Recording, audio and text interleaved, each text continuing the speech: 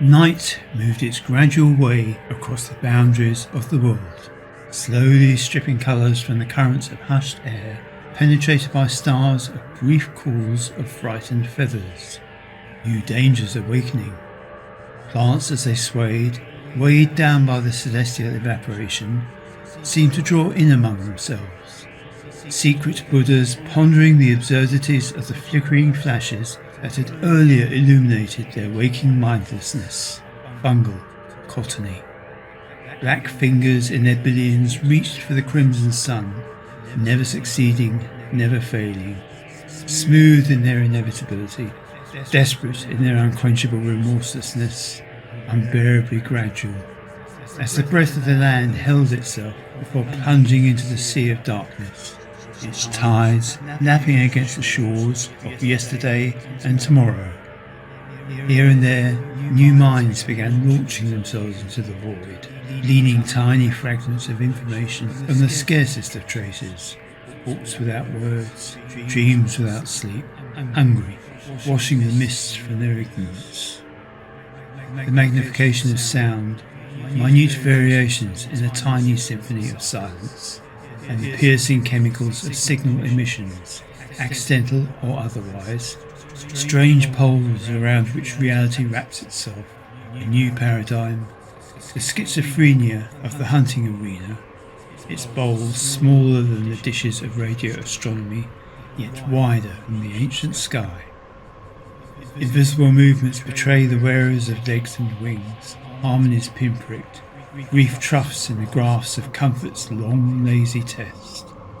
The flicking of tongues and the pricking of ears, chemistry and its echoes just barely lifting their wheels from the runways of unconsciousness, blowing through the almost empty air, vibrating into patterns of blackness within blackness.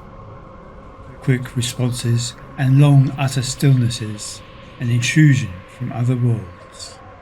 The cool dark grass, furry with spider silk, height unknowable, damp, frighteningly relaxing, tense with the awareness of the everywhere traps.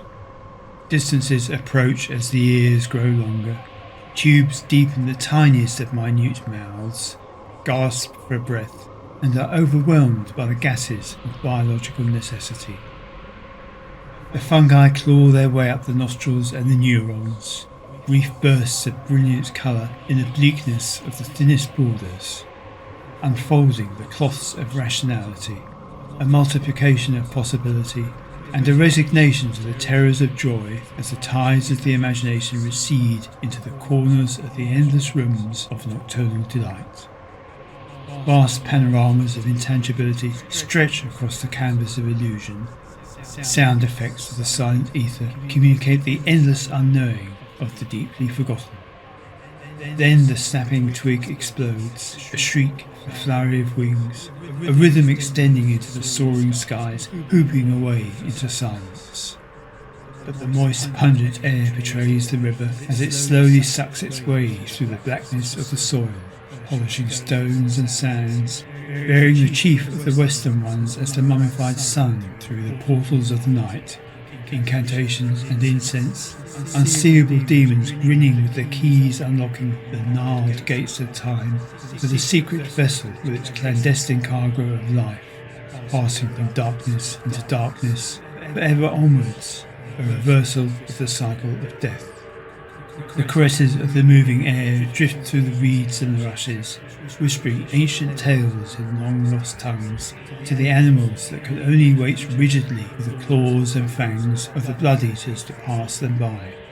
So too, under the polish of the water, cool with oxygen, a flutter of fins and the wriggling of tails in brief, desperate bursts. Beneath the flat stones, the sensitive tendrils, blind sparks of hope in a world forever lost beyond the banks that are the ends of the kingdom of the feathers. Up there, above the swirling of the black mirror, a sudden parting of the clouds, dark silver pouring into the hemisphere, colourless, a sober reminder of the struggles to come, etching across the surfaces of mortality.